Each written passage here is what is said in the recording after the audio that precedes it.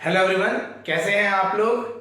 आज हम कंटिन्यू करेंगे क्लास 12 का चैप्टर मैग्नेटिज्म।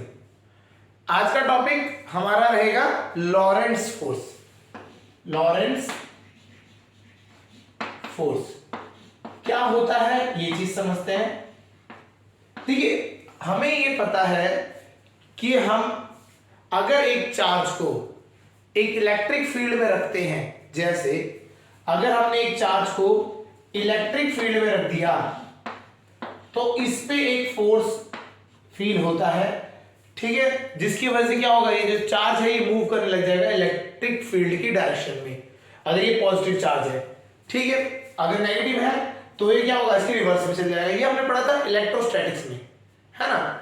और हमने ये तो हमारा क्या हो गया, इलेक्ट्रोस्टैटिक फोर्स हो गया। यहाँ पे ये इलेक्ट्रोस्टैटिक्स में पढ़ा था हमने।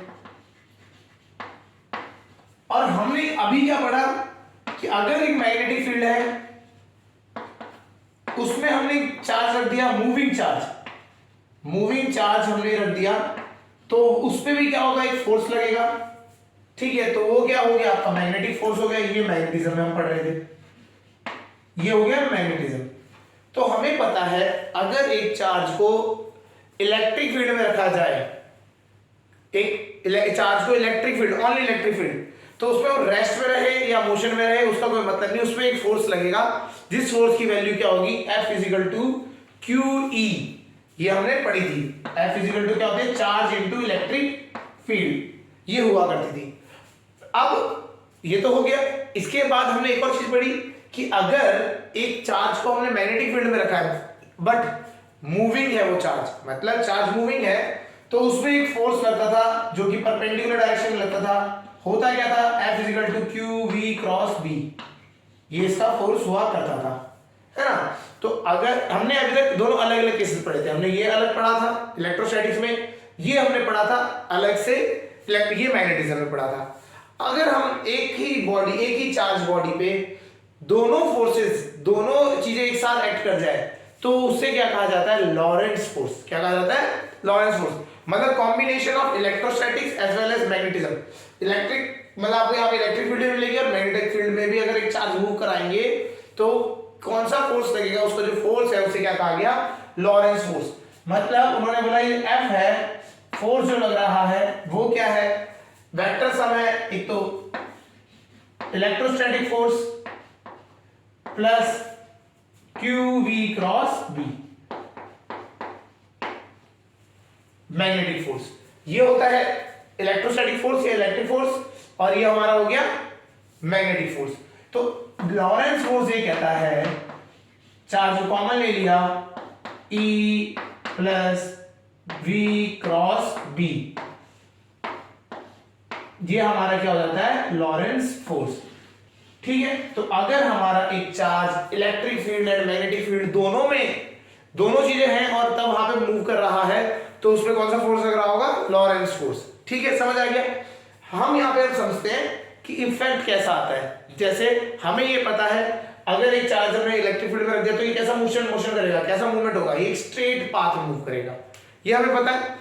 अब हम बात करेंगे, और हमें ये भी पता है मैग्नेटिक फील्ड में रखा गया तो ये दो टाइप के मोशन करता था, एक तो क्या था सर्कुलर मोशन या फिर हेलिकल मोशन, ठीक है ना। ये दो हमें केसेस पता थे वो एंगल के हिसाब से।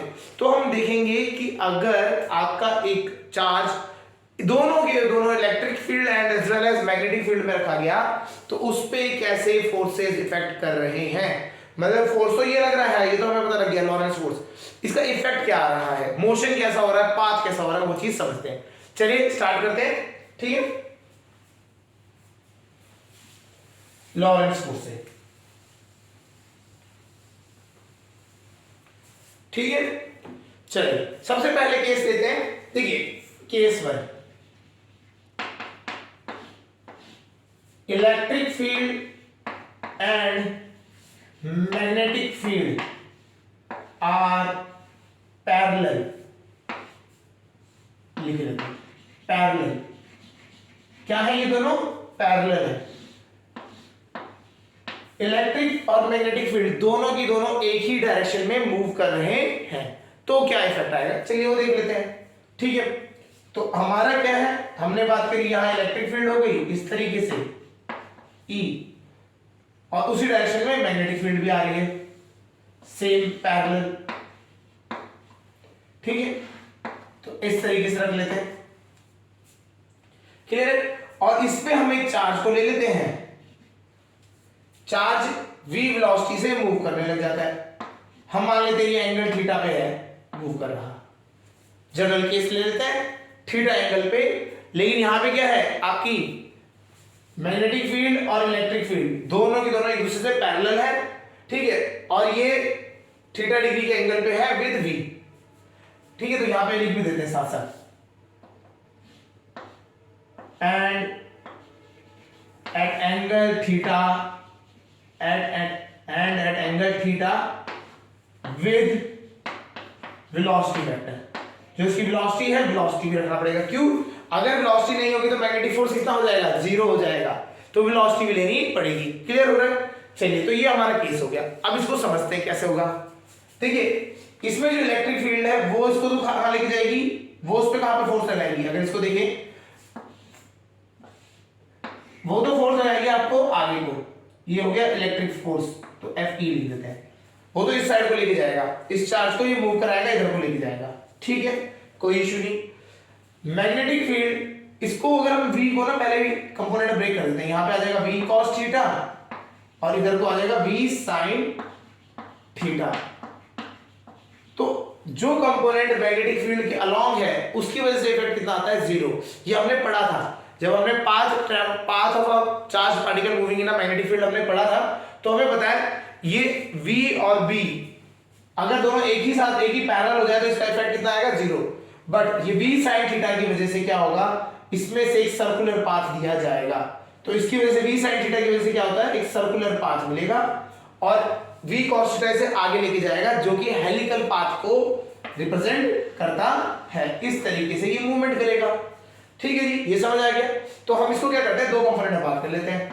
इधर को इस तरीके से, एक तो आगे को लेके जाएगा x और एक इसको y, जो इसको सर्कुलर पाथ की तरफ मूवमेंट देगा।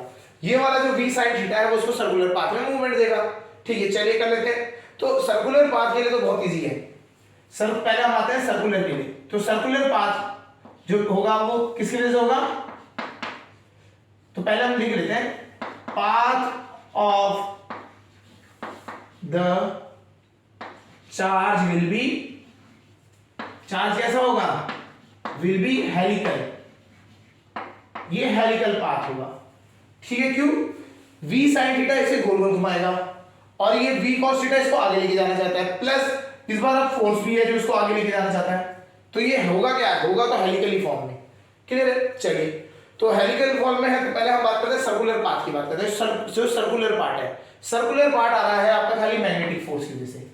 सर्कुलर पार्ट जो आ रहा है वो मैग्नेटिक फोर्स की वजह से आ रहा है। तो इसका जब हम बात करें रेडियस, तो रेडियस का तो सीधा कंसेप्ट हमें पता है। रेडियस का हमने फॉर्मूला निकाला भी था, radius is equal to mv upon qb।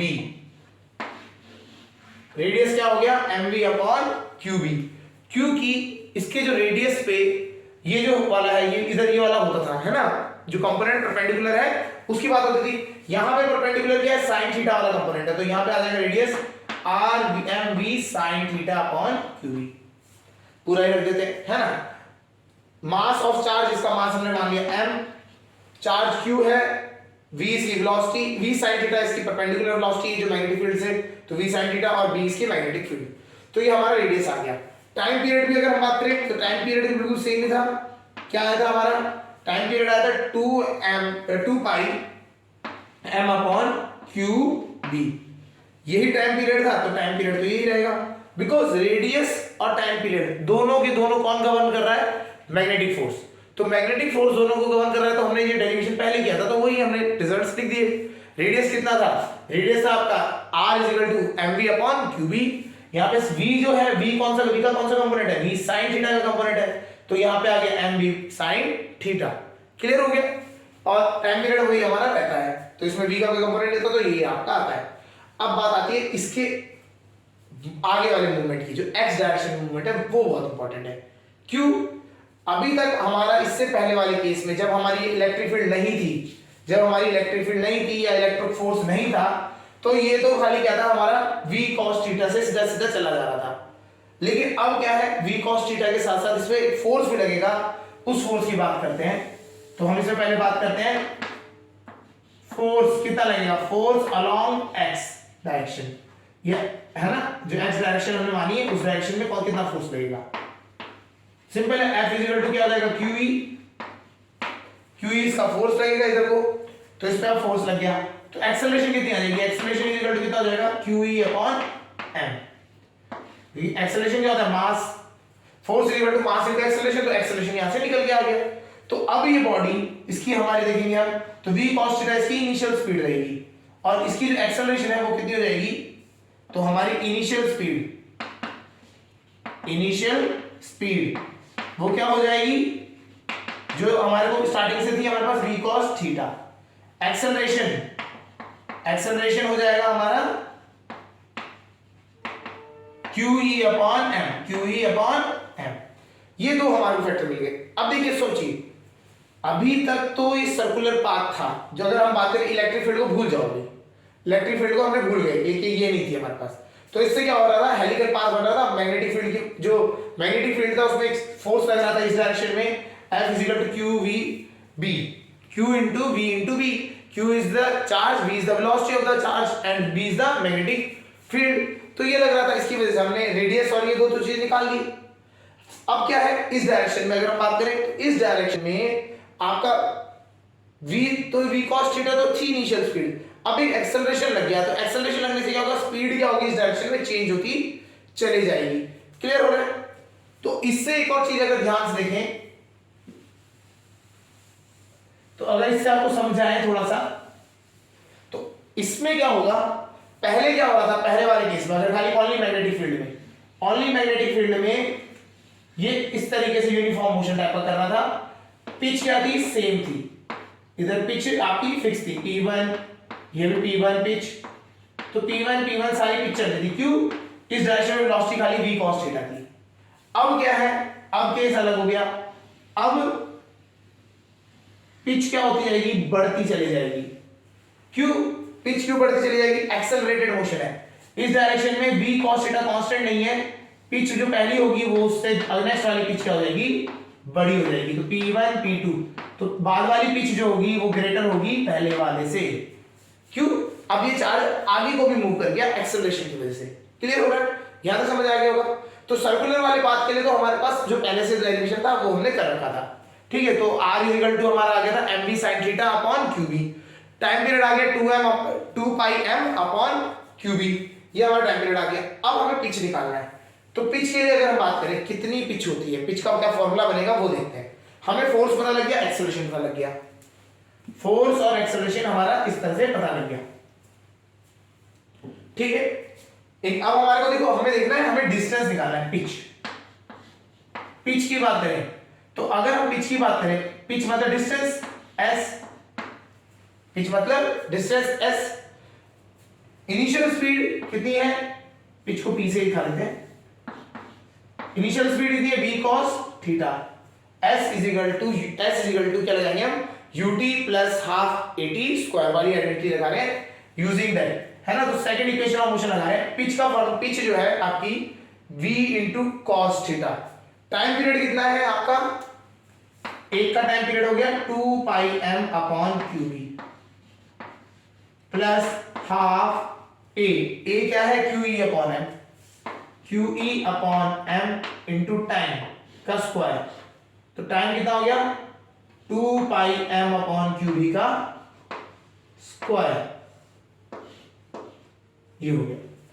तो पहली पिच जो आएगी, ये पहली पिच का है, देखो पहला टाइम पीरियड है ना एक बार, ठीक है। तो पहली पिच का टाइम पीरियड अगर आप निकालेंगे तो इस तरीके से आ जाएगा, ये वाला बहुत ही कॉम्प्लिकेटेड सा दिख रहा है ना। तो ये है इस तरह से 2 पाई m v cos theta upon qb plus half q, इसका स्क्वायर कर देंगे आपको 4 पाई स्क्वायर हो जाएगा, 4 पाई स्क्वायर और 2 से कैंसिल आउट कर देंगे, तो आ गया 2 pi square m square QE upon m q square b square, तो यहां से एक m से एक m कैंसिल, एक q से एक q कैंसिल, ठीक है।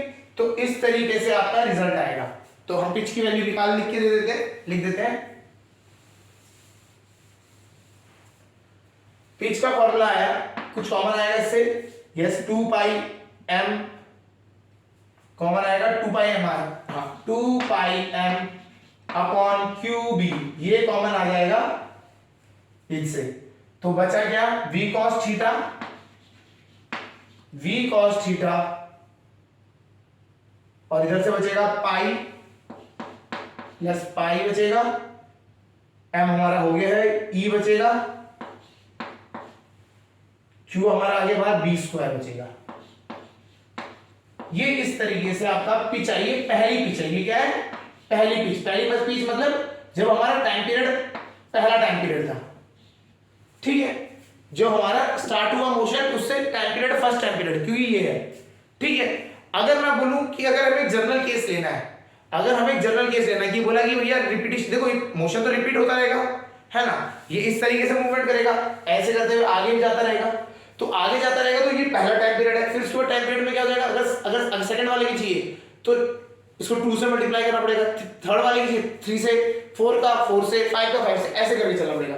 तो टाइम पीरियड क्या होगा, अगर मैं इसमें n जनरल चाहिए मुझे, nth टाइम पीरियड, तो इंटू n कर दूंगा, क्या हो जाएगा, इंटू n, है ना, तो जनरल हो जाएगा।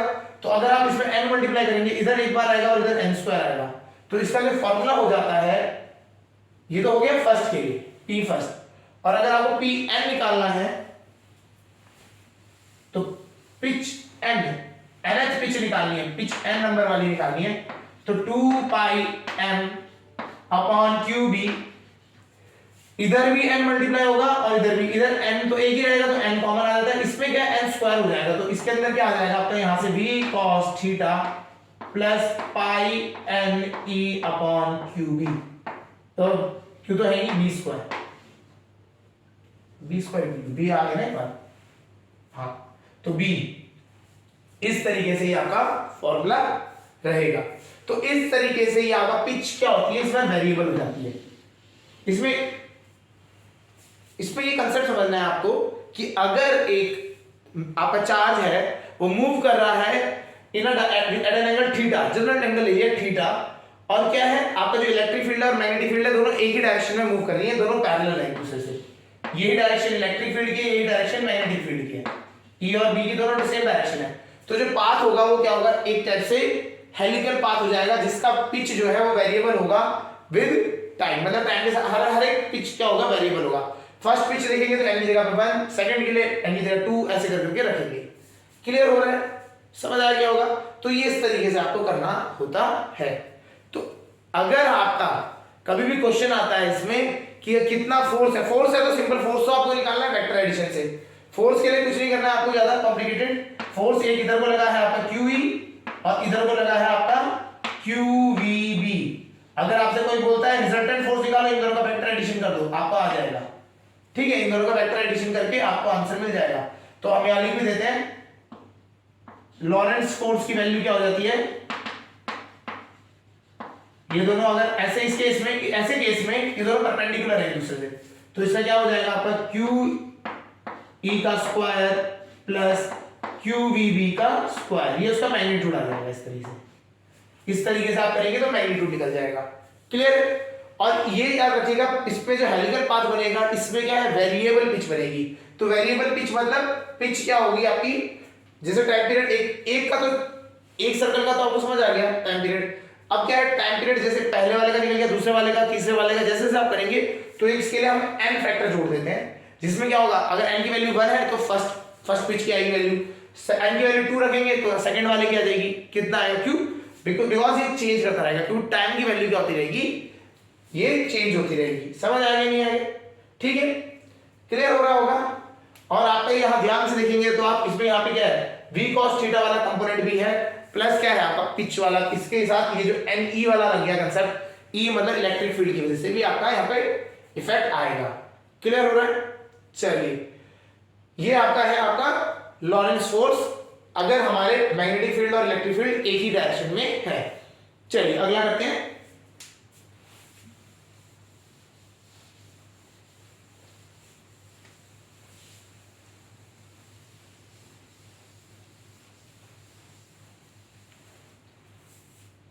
ठीक है, तो इस वाले में हेलिकल पाथ बन रहा है, helical path with variable pitch बनता है, ये केस हमें याद रखना है। केस 2, अब हम इस केस में क्या करेंगे, पहले वाले में हमने इलेक्ट्रिक फील्ड और मैग्नेटिक फील्ड को पैरेलल रखा था, अब यहां पे हम बात करेंगे इलेक्ट्रिक फील्ड और मैग्नेटिक फील्ड पैरेलल की जगह परपेंडिकुलर है एक दूसरे से। ठीक है, चलिए इसे बना के देखते हैं। तो हम क्या करते हैं, हम मैग्नेटिक फील्ड रख देते हैं अंदर इस साइड को, inside the surface, magnetic field होगी हमारी inside the surface. Electric field हम क्या करते हैं, एक प्लेट की तरह रख देते हैं, यहां पे हम पॉजिटिव और नेगेटिव प्लेट, नेगेटिव प्लेट ये पॉजिटिव, तो इलेक्ट्रिक फील्ड क्या हो जाएगी, इलेक्ट्रिक फील्ड फ्लो करेगी अब ऊपर से नीचे। ठीक है, तो ऐसे केस में ये तो है, ये तो हो गया हमारे दोनों को परपेंडिकुलर है। अब इसमें भी फर्दर केसेस बनते हैं, इसमें भी हम कौन सी कंडीशन बात कर रहे हैं, हम बात कर रहे हैं जहां पे इलेक्ट्रिक फील्ड और मैग्नेटिक फील्ड परपेंडिकुलर है, प्लस इलेक्ट्रिक फील्ड और मैग्नेटिक वेलोसिटी, इलेक्ट्रिक फील्ड और वेलोसिटी परपेंडिकुलर है, एंड मैग्नेटिक फील्ड और वेलोसिटी परपेंडिकुलर है। मतलब इलेक्ट्रिक फील्ड, वेलोसिटी और मैग्नेटिक फील्ड ये तीनों एक दूसरे के परपेंडिकुलर है, म्यूचुअली परपेंडिकुलर है। तो हमारा देखिए मैग्नेटिक फील्ड अंदर को हो गया, इलेक्ट्रिक फील्ड नीचे को हो गया, अब बचा वेलोसिटी, वेलोसिटी हम बात कर लेते हैं इधर को, इस डायरेक्शन में, एक्स डायरेक्शन में। क्लियर हो गया, तो हमारा चार्ज पार्टिकल इस तरीके से मूव कर रहा है, तो कैसा इसका मोशन होगा ये हम यहाँ पे समझते हैं। क्लियर, चलिए इसमें हम बात करें तो फोर्सेस कहां लग रहे हैं, नीचे को है, तो नीचे को कौन सा फोर्स लगेगा, electric force, electrostatic force, that is charge into electric field. ठीक है, और मैग्नेटिक फोर्स के लिए हम क्या करेंगे, लेफ्ट हैंड रूल लगाया, फोर्स आपका ऊपर को आ गया, तो यहां पे आ गया मैग्नेटिक फोर्स। हाँ, और इसकी वैल्यू कितनी थी, Q into V cross B, या फिर हम Q V B बात करते हैं। तो अगर आप ध्यान से देखें तो यहां पे क्या हुआ है, मैग्नेटिक फोर्स और इलेक्ट्रिक फोर्स एक दूसरे के परपेंडिकुलर, मतलब एक दूसरे के opposite direction, not perpendicular, it is opposite direction, ये कंडीशन बन गई। तो ऐसे केस में क्या होता है, इसमें तीन, अब इसमें भी केसेस क्रिएट हो जाएंगे। देखिए अगर हम बात करें केस 1, इसमें भी फर्दर केस है, केस 1 इलेक्ट्रिक फील्ड वाला जो फोर्स है वो ग्रेटर हो गया मैग्नेटिक फोर्स से, इलेक्ट्रिक वाला ग्रेटर हो गया मैग्नेटिक से, तो होगा क्या है, जो पार्टिकल है वो इस तरीके से डाउनवर्ड मूव करने लग जाएगा, इसका पाथ जो होगा नीचे डाउनवर्ड होगा, और होगा क्या, देखिए जो इसका पाथ है ये आपको नीचे मूव कर रहा है, और ये जो चार्ज है ये क्या होगा, ये पैराबोलिक मोशन करेगा। कैसा मोशन करेगा, तो ऐसे में क्या हो जाएगा, पैराबोलिक मोशन होगा, और जाएगा क्या हमको, नीचे को। अगर हम इस वाली डायरेक्शन में बात करें तो डाउनवर्ड, कहां जाएगा, डाउनवर्ड जा रहा है। ठीक है, क्लियर। केस 2 देख लेते हैं, केस सेकंड, अगर उल्टा हो जाए, मैग्नेटिक फोर्स बड़ा हो जाए इलेक्ट्रिक से, तो ये वाला फोर्स ऊपर वाला बढ़ जाएगा, नीचे वाला घट जाएगा, तो इस टाइप में पार्टिकल कहां जाएगा, इधर को मूव करेगा, तो पार्टिकल जो होंगे वो आपके इस साइड को ऊपर को मूव करेंगे, और अगर ऐसे में है नीचे को मूव करेंगे, तो इसमें क्या हो जाएगा, मोशन क्या हो जाएगा इसका, पैराबोलिक, लेकिन ये अपवर्ड होगा, ये क्या होगा, अपवर्ड जाएगा। ठीक है, और केस 3, अगर दोनों ही इक्वल हो गए, दोनों ही इक्वल हो गए, तो क्या होगा, आपका ये दोनों फोर्स एक दूसरे को कैंसिल कर देंगे, और जो पार्टिकल है वो क्या होगा, स्ट्रेट पाथ ट्रेवल करेगा। कैसा करेगा, स्ट्रेट पाथ। तो इसमें क्वेश्चन कैसे आ जाते हैं कि अगर हमने बात करी, एक चार्ज को इस तरह से मूव किया in a area where magnetic field and electric field is there, और हमें बोला कि यहाँ पे कोई गैप है, ठीक है, तो इनमें से कब पार होगा, जो आपका पार्टिकल है वो स्ट्रेट कब पार हो जाएगा, तो उसके लिए कंडीशन आपको ये वाली फॉर्मूला लगाना है। अगर वो ऊपर जाना चाह रहे हैं, तो अगर आपको देखेंगे मैग्नेटिक फील्ड ज्यादा है, तो मैग्नेटिक फील्ड वाला कंसेप्ट आपको लगाना है।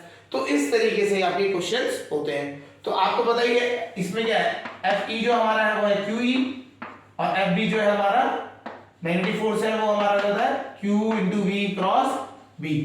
तो ये इस तरीके से कंडीशन बनती है।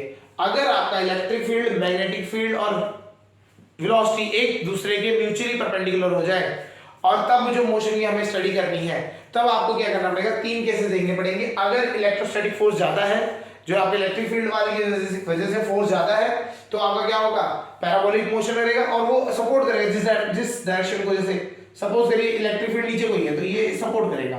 क्लियर। अगर हमारा सपोज करो मैग्नेटिक फील्ड वाला ज्यादा तो इधर को चले जाएगा, और अगर हमारा इन दोनों इक्वल है तो ये स्ट्रेट पाथ में ये बाहर चले जाएगा। इस तरीके से आपके ये बनते हैं। सपोज करिए क्या पता ऐसा भी हो सकता है, अगर डायरेक्शन चेंज हो जाए, ये प्लस हो जाए प्लेट और वो माइनस हो जाए ऊपर वाली, तो क्या हो जाएगा, इलेक्ट्रिक फील्ड और मैग्नेटिक फील्ड एक ही डायरेक्शन में हो जाएंगे, तो ये दोनों ही सपोर्ट करेंगे उस साइड में। तब क्या हो जाएगा, तब आपको ध्यान रखना है, आपको वेलोसिटी, आपके फोर्स की डायरेक्शन देखनी पड़ेगी। फोर्स की डायरेक्शन देख के ही आप जज कर पाएंगे कि किस डायरेक्शन में मूवमेंट करना है। अगर आपका दोनों ही एक डायरेक्शन में है, तो दोनों एक डायरेक्शन में है तो आपका क्या होगा, सपोर्ट करेंगे, ये किस चीज का सपोर्ट करेंगे, मूवमेंट का, इन पैराबोलिक मोशन, और ये उस डायरेक्शन को मूव कर जाएगा। तो इसका मोशन जो होता है पैराबोलिक होता है। क्यों, जो आपका ये है, आपका इलेक्ट्रिक फील्ड है, वो जो ये वाला फोर्स है इलेक्ट्रोस्टैटिक वाला, ठीक है, ये आपको क्या करेगा, ये मूव करेगा, ये उसको मूव कराने की कोशिश करेगा उसी डायरेक्शन में, और मैग्नेटिक फील्ड वाला उसको सर्कुलर पाथ में लेके आने की कोशिश करेगा। तो ये क्या होगा, इस तरीके से पैराबोला ही बनता चला जाएगा। क्लियर, ठीक है। तो ये दूसरा केस होता है। थर्ड केस देख लेते हैं। ये होता है केस सेकंड। ये वाला मेजर केस है, इंपॉर्टेंट केस है, और फर्स्ट वाला है ना, फर्स्ट वाला भी और सेकंड वाला, ये दोनों केस हमारे लिए इंपॉर्टेंट है। अब जो थर्ड केस आता है, जिसमें इलेक्ट्रिक फील्ड और मैग्नेटिक फील्ड ये एक दूसरे की क्या है, परपेंडिकुलर है। सपोज करिए मैग्नेटिक फील्ड हमने बाहर ले लिया है ना, या फिर हम बात इस तरह से कर लेते हैं, मैग्नेटिक फील्ड हमने बाहर को ले लिया, ये इस एरिया में इस तरीके से एक्स वाई प्लेन में, ठीक है, और इलेक्ट्रिक फील्ड आपके ऊपर को है, चार्ज भी आपका वेलोसिटी की डायरेक्शन भी इसी डायरेक्शन में हो जाएगी। तो ऐसे केस में क्या होगा, क्या हुआ है इसमें, वेलोसिटी तो परपेंडिकुलर है मैग्नेटिक फील्ड के, but velocity is parallel to electric field, ये कंडीशन आ गई। देखिए वेलोसिटी अगर पैरेलल हो जाएगी मैग्नेटिक फील्ड के तो इसका इफेक्ट खत्म हो जाएगा, मैग्नेटिक फोर्स जीरो हो जाएगा, तब तो स्ट्रेट लाइन आना ही आना है, वो भी ध्यान रखना है। अब हम बात करें जब वेलोसिटी इलेक्ट्रिक फील्ड के पैरेलल है बट मैग्नेटिक फील्ड के क्या है, परपेंडिकुलर है, तो अब बात करते हैं। तो इसमें देखिए फोर्स की देखते हैं, मैग्नेटिक फील्ड अंदर को, फोर्स आपका यहाँ आ गया बाहर, तो ये क्या है, ऑब्वियस सी बात है, फोर्स क्या हो गया है, ये क्या हो गया, परपेंडिकुलर लग रहा है। तो ये जो होता है इस केस में आपको ध्यान से समझना है, इस केस में जो मोशन होता है, ये जो मोशन है ये क्या करेगा, इसको ट्राई करेगा, देखिए ये तो आगे ले जाना चाहता है, ये इसको घुमाना चाहता है, तो इस तरीके से ये मोशन लेके जाना चाहता है। तो अगर आप इसका देखेंगे पाथ तो it will be like this, इस तरह से, और इसे हम कहते हैं साइक्लॉइड मोशन ना। तो इस तरीके से हो जाता है, ये क्या होता है, ऐसा स्टेप वाइज बनता जाएगा, ये क्या है इस तरह से जाएगा, लेकिन जैसे ही इसको वापस घूमने की कोशिश करेगा इतने में क्या होगा, ये इलेक्ट्रिक फील्ड इसको और ऊपर ले जाएगी, तो ये यहीं से वापस वहां के ऊपर को जाने की कोशिश करेगा, फिर वापस जैसे जब इसको क्रॉस करके इधर आने वाला होगा नहीं वापस ऊपर लेके जाएगा, क्योंकि इलेक्ट्रिक जो फील्ड है आपकी, ये फोर्स जो लगा रही है इसको क्रॉस ही नहीं करने देगा, और ये पार्टिकल इस तरीके से मूव करता चला जाएगा। क्लियर है। तो ये आपका एक केस नंबर थर्ड हो गया, ये थर्ड केस था, ठीक है, समझ आ गया। चलिए एक केस और देख लेते हैं, जो हमने बात करी थी अभी कि ये दोनों पैरेलल हो जाए, वेलोसिटी और मैग्नेटिक फील्ड पैरेलल हो जाए, ये परपेंडिकुलर रह जाए, ठीक है। तो मैग्नेटिक फील्ड हम देख लेते हैं इधर को ही, ये V है आपका, ये साइड को मूव कर रहा है, और इस बार क्या है मैग्नेटिक फील्ड, ये मैग्नेटिक फील्ड ले लेते हैं, और इलेक्ट्रिक फील्ड परपेंडिकुलर है। तो ऐसे केस में अगर आप देखेंगे तो ये क्या होगा, ये इसको ऑब्वियसली इधर को मूवमेंट देगा, तो ये क्या हो जाएगा आपका मैग्नेटिक फील्ड का क्या हो जाएगा, इफेक्ट जीरो हो जाएगा, मैग्नेटिक फोर्स कितना हो जाएगा इस बार, जीरो। क्यों, इन ये दोनों एक ही डायरेक्शन में है, तो जैसे ही एक ही डायरेक्शन में हो जाते हैं तो एक ही डायरेक्शन में होने की वजह से मैग्नेटिक फोर्स हो जाता है जीरो, बचेगा कौन सा आपका, खाली आपका इलेक्ट्रिक फोर्स, मतलब जो आपका इलेक्ट्रिक फील्ड की वजह से फोर्स आ रहा है, तो वो आपको क्या करेगा, इस मोशन को आपको इस तरह से लेके चले जाएगा with an acceleration of q, ये आपका फोर्स है e q, ठीक है, ये फोर्स हो जाएगा आपका, और आपका अगर एक्सेलरेशन बात करें तो डिवाइडेड बाय m, ये इसकी एक्सेलरेशन हो जाएगी, ठीक है। तो तो इस तरीके से इस एक्सेलरेशन की वजह से ये क्या होगा, पैराबोला मोशन करेगा। समझ आ गया होगा। तो हमारे जो केसेस हैं इसमें अगर हम बात करें तो हमने आज समराइज करते हैं इन सबको। तो हमने सबसे पहले बात करी हमने इलेक्ट्रिक फील्ड और मैग्नेटिक फील्ड एक दूसरे के पैरेलल है और हमने वेलोसिटी मान ली एट एन एंगल थीटा पे, ठीक है।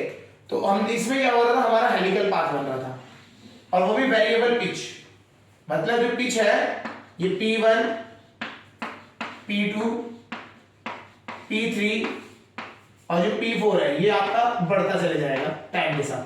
तो P4 will be greater than P3 will be greater than P2 and will be greater than P1।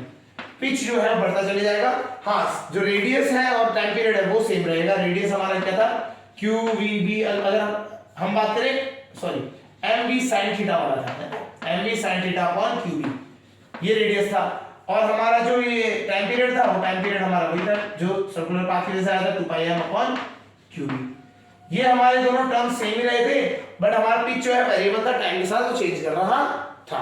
Clear. फिर हमने उसके बाद करी थी इलेक्ट्रिक फील्ड और मैग्नेटिक फील्ड एक दूसरे परपेंडिकुलर हो जाए। जब परपेंडिकुलर हो जाए तो मोशन कैसा था, पैराबोलिक था विद अ कंडीशन। तो इसमें भी हमारी कंडीशन सही थी कि अगर V परपेंडिकुलर हो B से और V परपेंडिकुलर हो E से, तो आपका जो पार्टिकल है वो 3 टाइप के मोशन करता था, ठीक है। आपका ये इलेक्ट्रिक फील्ड हो गया और मैग्नेटिक फील्ड हो गया। V वेलोसिटी है तो 3 होते थे, अगर दोनों इक्वल हो जाएंगे, F मैग्नेटिक वजह से और इलेक्ट्रिक फील्ड की वजह से दोनों सेम हो जाएंगे, तो स्ट्रेट पाथ, तो स्ट्रेट हुआ करता था। नहीं तो अगर आपका ये ऊपर को कौन सा फोर्स लग रहा है इसका, मैग्नेटिक QVB, और नीचे को लग रहा है QV, तो अगर जो भी ज्यादा होगा उस डायरेक्शन में आपका ये चार्ज मूव करने लग जाएगा, पैराबोलिक मोशन होता था। फिर हमने बात करी इसको पैरेलल कर दो V और E को, तो एक साइक्लॉइड टाइप का स्ट्रक्चर होता था, वो पाथ मूव करेगा, उसके हमने ज्यादा मैथ्स नहीं करते उसमें, ठीक है। और लास्ट जो है वो आपका अगर मैग्नेटिक फील्ड के पैरेलल कर देंगे तो वो भी पैराबोलिक मोशन होगा due to the velocity, due to the acceleration produced by the electric force, ठीक है। समझ आ गया होगा। तो इस तरीके से हमारे ये लॉरेंस फोर्स का इफेक्ट आता है। Various types of motions create हो जाते हैं डिपेंडिंग ऑन द कंडीशन कि इलेक्ट्रिक फील्ड और मैग्नेटिक फील्ड किस तरह से लग रही है। क्लियर है। चलिए आज के लेक्चर में इतना करते हैं। ओके।